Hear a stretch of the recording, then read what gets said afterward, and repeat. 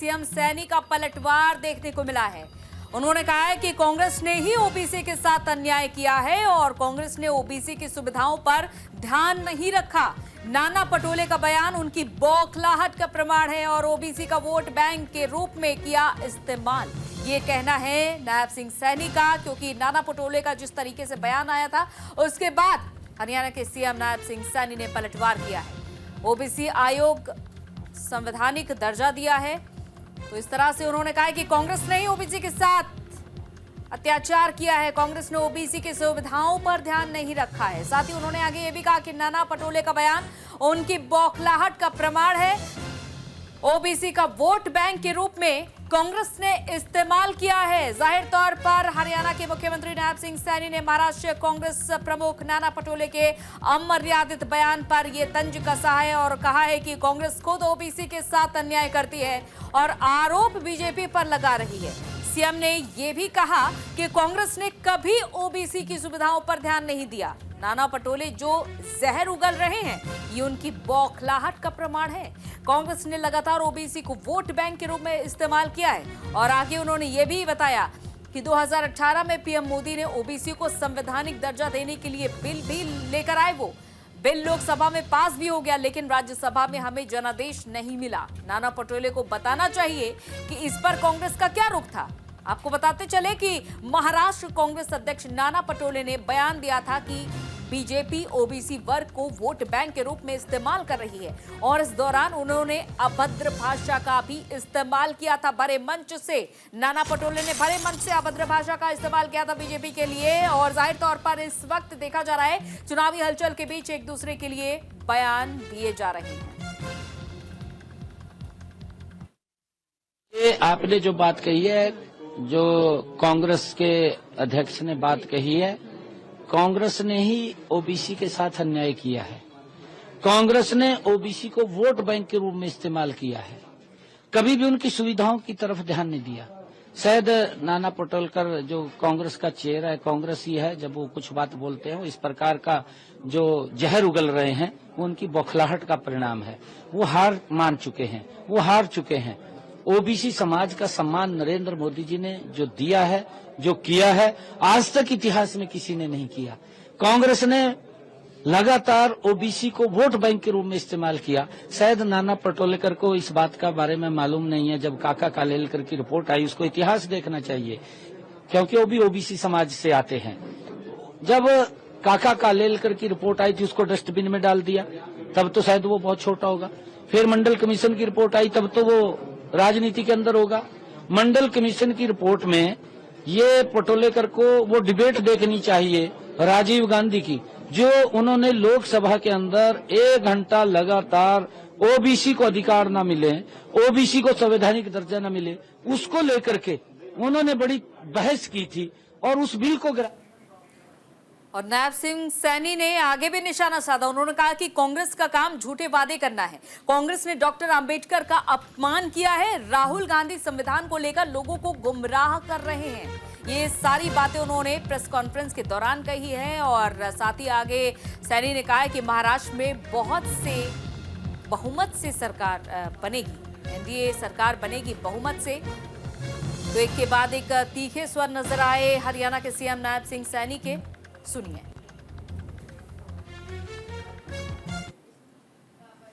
काम कर रहा है, बांटने का काम कांग्रेस कर रही है, मोदी जी जोड़ने का काम कर रहे हैं। ये तो जोड़ने की आड़ में राहुल गांधी यात्रा लेकर के निकले, ऐसे लोगों को अपनी यात्रा में शामिल किया जो इस देश को कमजोर करने के अंदर लगे हुए थे। उनको शामिल करते थे, उनको सम्मानित करते थे ये लोग, ये पूरा देश देखता था। परंतु अब इनकी बातों में कोई आने वाला नहीं है, क्योंकि ये देश को बांटने का भी कांग्रेस के लोग काम कर रहे हैं, समाज को बांटने का काम ये कर रहे हैं। हमारे यहाँ पर हरियाणा के अंदर इन्होंने जातिवाद का नारा दे दिया कांग्रेस ने, और उसको भी नकार दिया लोगों ने। इनकी बात के ऊपर भरोसा नहीं करता।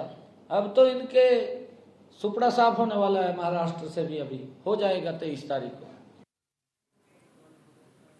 और आज पूरे देश भर में 11 की एकादशी पर श्री खाटू श्याम जी का जन्मोत्सव बड़ी धूमधाम से मनाया जा रहा है और उसी के तहत आज बरनाला में श्याम भक्तों ने एक विशाल निशान यात्रा पूरे शहर में होते हुए श्री खाटू श्याम मंदिर पहुंची और श्री खाटू श्याम जी के जन्मदिन को बड़ी धूमधाम से मनाया और पूरे शहर में हारी का सहारा खाटू श्याम हमारा का गुणगान गूंज रहा था। ਦੀ ਇਹ ਧਰਤੀ ਆ ਇੱਕ ਬਹੁਤ ਹੀ ਧਾਰਮਿਕ ਧਰਤੀ ਹੈ। ਲੋਕੀ ਇੱਥੇ ਬਹੁਤ ਹੀ ਸਾਰੇ ਬਰਨਾਲਾ ਵਾਸੀ ਬਹੁਤ ਉਤਸ਼ਾਹ ਦੇ ਨਾਲ ਖਾਟੂ ਸ਼ਾਮ ਜੀ ਦਾ ਜਨਮ ਦਿਨ ਅੱਜ ਮਨਾ ਰਹੇ ਨੇ ਤੇ ਪੂਰੇ ਸ਼ਹਿਰ ਦੇ ਵਿੱਚ ਮੈਨੂੰ ਬਹੁਤ ਖੁਸ਼ੀ ਹੁੰਦੀ ਆ ਕਿ ਇੱਕ ਬਹੁਤ ਉਤਸ਼ਾਹ ਤੇ ਮੈਂ ਸਾਰੇ ਇਹੀ ਅਰਦਾਸ ਕਰਦਾ ਕਿ ਆਪਾਂ ਨੂੰ ਸਾਰਿਆਂ ਨੂੰ ਖੁਸ਼ੀਆਂ ਬਖਸ਼ੇ, ਤਰੱਕੀਆਂ ਬਖਸ਼ੇ ਤੇ ਸਾਰੀ ਮਨੋਕਾਮਨਾਵਾਂ ਪੂਰੀਆਂ ਹੋਣ। ਅੱਜ ਬਾਬਾ ਜੀ ਦੇ ਜਨਮ ਦਿਨ ਦੇ ਉਪਲਕਸ਼ ਦੇ ਵਿੱਚ ਮੰਦਿਰ ਸ੍ਰੀ ਖਾਟੂ ਸ਼ਾਮ ਮਹੇਸ਼ ਨਗਰ ਬਰਨਾਲਾ ਦੇ ਵਿੱਚ ਬੜੀ ਹੀ ਸ਼ਰਧਾ ਭਾਵਨਾ ਨਾਲ ਹਰ ਸਾਲ ਇਹ ਜਨਮ ਦਿਨ ਦਾ ਉਤਸਵ ਮਨਾਉਂਦੇ ਆ। ਅੱਜ ਰਾਤ ਨੂੰ ਠੀਕ 8:30 ਵਜੇ ਬਾਬਾ ਦਾ ਸੰਕੀਰਤਨ ਸ਼ੁਰੂ ਹੋਗਾ, ਜਿਸ ਦੇ ਵਿੱਚ ਸਾਡੇ ਭਈਆ ਰਕੇਸ਼ ਰਾਧੇ ਜੀ और लक्की बदवे डब्बा वाली तो बाबा का संकीर्तन आरम्भ करेंगे और बाबा का 56 भोग और बाबा का सुंदर श्रृंगार जो कि हर बार कलकत्ता से सुंदर सुंदर फूलों के द्वारा लगाया जाता है और हर साल ये प्रोग्राम बड़ी ही श्रद्धा भावना से कराया जाता है और हमें शहर की सभी धार्मिक संस्थाओं और प्रेस मीडिया का पूरा सहयोग मिलता है। और हरियाणा सरकार का बड़ा एक्शन देखने को मिला, जहां 11 DIPRO का तबादला किया गया है। अमित पवार बने हैं चंडीगढ़ के डिप्टी डायरेक्टर, सतीश कुमार को DIPRO, झज्जर नसीब सिंह को कैथल का DIPRO बनाया गया है। तो ये कुल मिलाकर 11 DIPRO के तबादले किए गए हैं और सभी को अलग अलग जिम्मेदारी दी गई है। जहां सतीश कुमार को DIPRO झज्जर बनाया गया है, नसीब सिंह को कैथल का DIPRO बनाया गया है और हरियाणा सरकार का ये बड़ा एक्शन देखने को मिल रहा है, क्योंकि एक तरफ ये देखा जा रहा है कि मौजूदा जो सरकार है वो कई बड़े फैसले अभी तक ले चुकी है हरियाणा सरकार और अब ये देखिए बड़ा एक्शन लिया गया है और तबादले किए गए हैं DIPRO के।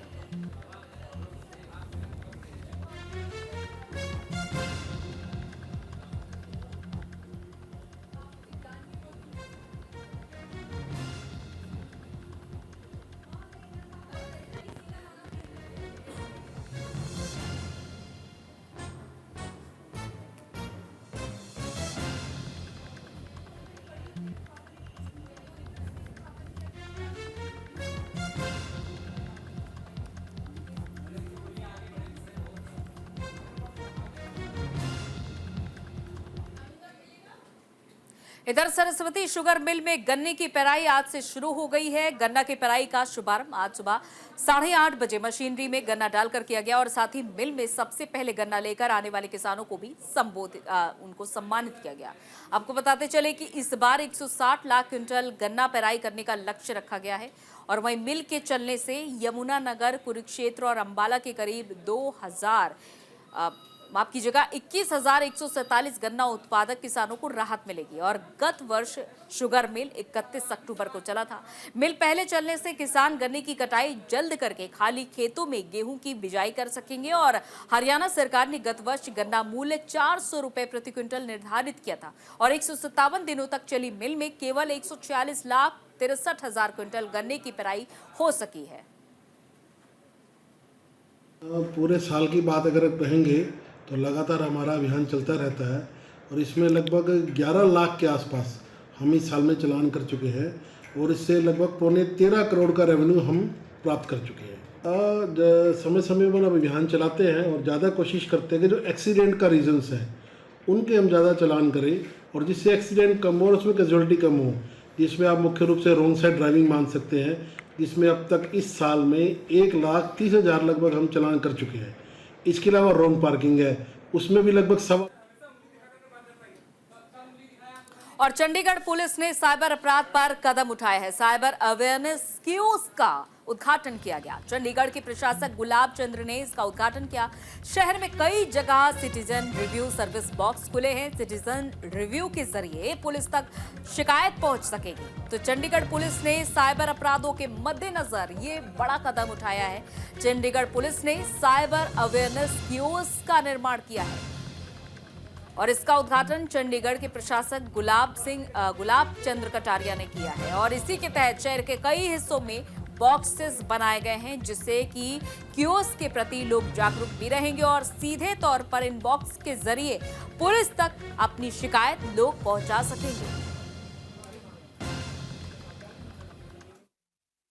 छोटा सा कदम चंडीगढ़ पुलिस के द्वारा लिया गया है कि जिसमें प्रयास ये किया गया है कि पुलिस सेवाओं को ज़्यादा से ज़्यादा एक्सेसिबल, अकाउंटेबल बनाया जा सके और साथ के साथ जो है सुलभता से प्रोवाइड की जा सके।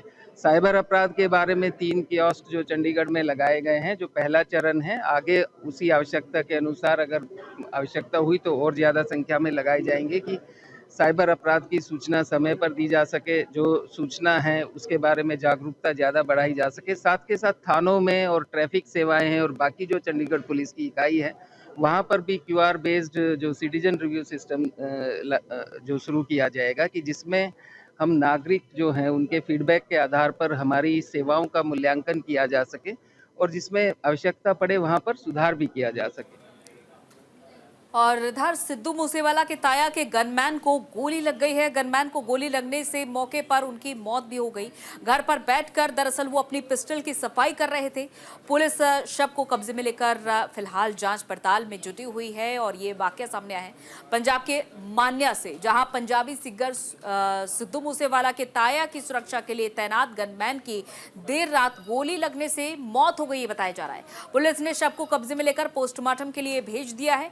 सिद्धू मूसेवाला की हत्या के बाद उनके पूरे परिवार को जहां सरकार ने सुरक्षा प्रदान की है, आपको बताते चले, और सिद्धू के ताया चमकौर सिंह की सुरक्षा में पंजाब पुलिस के ex serviceman gunman Hardeep Singh तैनात किए गए थे।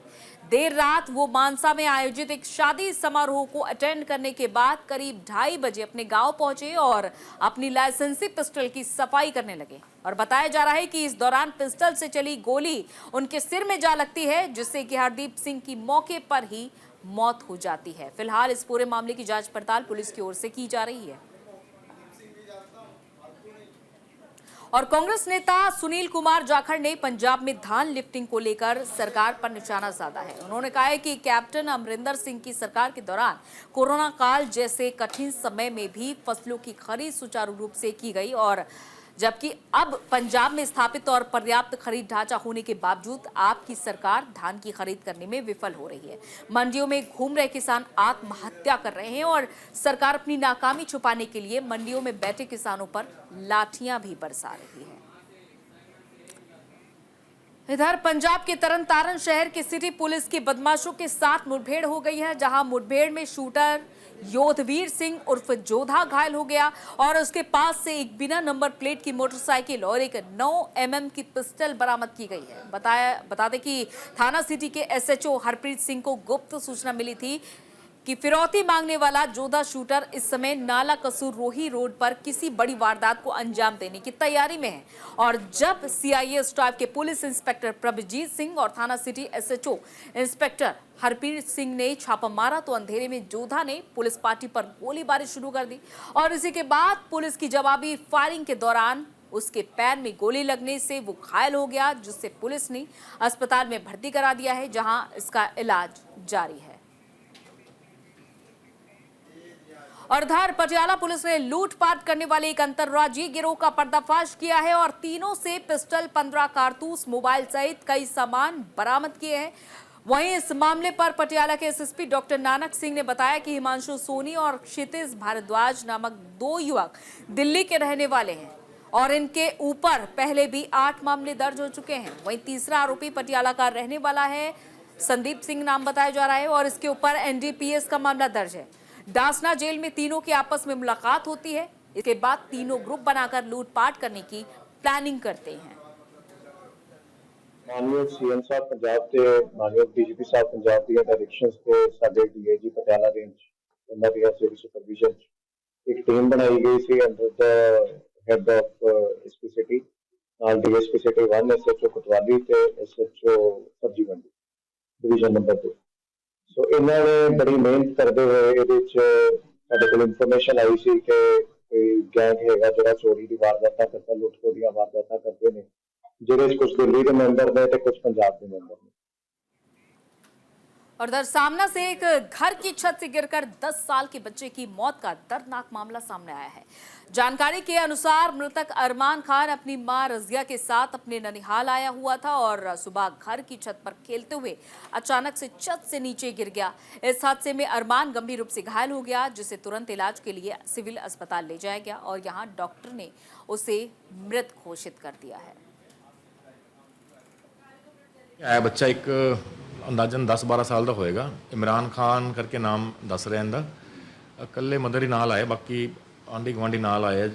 ਕੀ ਦੱਸਿਆ ਉਹਨਾਂ ਦੇ ਅਨੁਸਾਰ ਬੱਚਾ ਛੱਤ ਤੇ ਖੇਲ ਰਿਹਾ ਸੀਗਾ ਤੇ ਸਿਰ ਦੇ ਬਲ ਨੀਚੇ ਗਿਰ ਗਿਆ ਗਲਤੀ ਨਾਲ ਤੇ ਸਾਡੇ ਕੋਲ ਆਇਆ ਤਾਂ ਬਰੋਡ ਡੈਡ ਹੀ ਹੈ। ਬਲੀਡਿੰਗ ਬਹੁਤ ਜ਼ਿਆਦਾ ਹੋ ਚੁੱਕੀ ਸੀ ਪਹਿਲਾਂ ਹੀ। ਸੱਟ ਕਿੱਥੇ ਲੱਗੀ ਹੈ? ਸੱਟ ਸਿਰ ਤੇ ਲੱਗੀ ਹੋਈ ਹੈ। ਉਹਨਾਂ ਦੇ ਜਿਨ੍ਹਾਂ ਨੇ ਦੇਖਿਆ ਉਹਨਾਂ ਦੇ ਅਨੁਸਾਰ ਸਿਰ ਦੇ ਬਲ ਥੱਲੇ ਗਿਰ ਗਿਆ ਗਲਤੀ ਨਾਲ।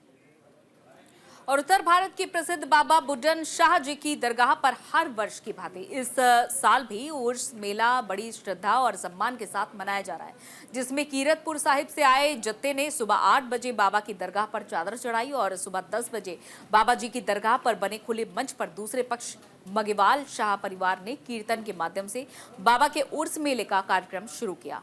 इस अवसर पर संत सेवक कीर्तन जत्था बाबा अर्जुन सिंह जी अज्ञात लहरी जत्थे ने कीर्तन के माध्यम से संगत को निहाल किया और इसके बाद मालेर कोटले के प्रसिद्ध कवल जत्था ने कबालियों के माध्यम से बाबा जी का गुणगान किया। इस दौरान कैबिनेट मंत्री हरजोत सिंह बैंस भी दरगाह पर मत्था टेक कर उन्होंने चादर चढ़ाई।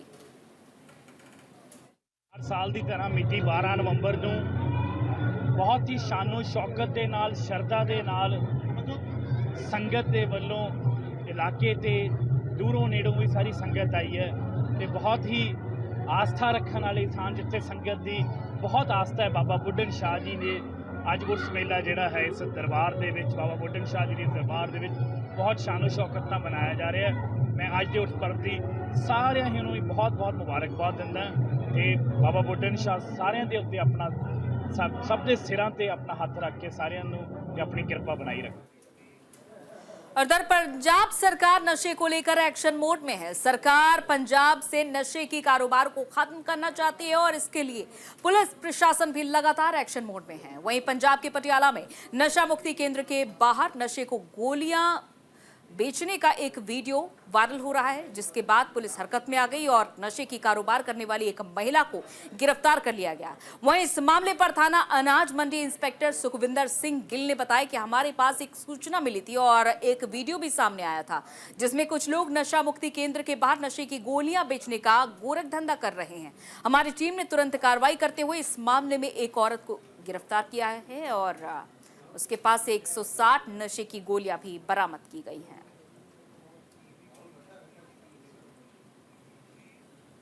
सर्दी का मौसम शुरू होते ही इधर कोहरे ने अपना असर दिखाना शुरू कर दिया है। घने कोहरे के कारण चंडीगढ़ बठिंडा नेशनल हाईवे पर संगरूर से आ रही पीआरटीसी बस और डीएपी खाद से भरे ट्रक के बीच जोरदार टक्कर हो गई, जिसके बाद बस कंडक्टर समेत करीब आधा दर्जन यात्रियों को गंभीर चोटें आई हैं। सभी घायलों को इलाज के लिए शहर के सरकारी अस्पताल में भर्ती कराया गया है और हादसे की सूचना मिलते ही सड़क सुरक्षा बल के कर्मचारी मौके पर पहुंचे और राहत कार्य शुरू कर दिया। घायल यात्रियों को अस्पताल में भर्ती भी करा दिया गया है। तो देखिए एक बार फिर से ये हादसा सामने आया है। लगातार इस तरह के हादसे, सड़क हादसे लोगों की जान का काल बन रहे हैं और चंडीगढ़ बठिंडा नेशनल हाईवे पर भी यहां पीआरटीसी बस और ट्रक के बीच जोरदार टक्कर हो जाती है, जिसमें कि कई यात्री घायल हो जाते हैं, चीख पुकार मच उठती है और जैसा कि आप दोनों ही वाहन की हालत देख सकते हैं कि कितनी जोरदार टक्कर रही होगी। तो जरा सी लापरवाही और इतनी बड़ी दुर्घटना हो जाती है, बावजूद इसके तेज रफ्तार से लोग नहीं संभलते हैं और तेज रफ्तार लोगों की जान पर बनाती है। तो राजधानी एक्सप्रेस में फिलहाल इतना ही। खबरों का सिलसिला लगातार जारी रहेगा। रुक रहे हैं एक छोटे से ब्रेक के लिए, जल्द हाजिर होते हैं। लाडकी बहीण माझी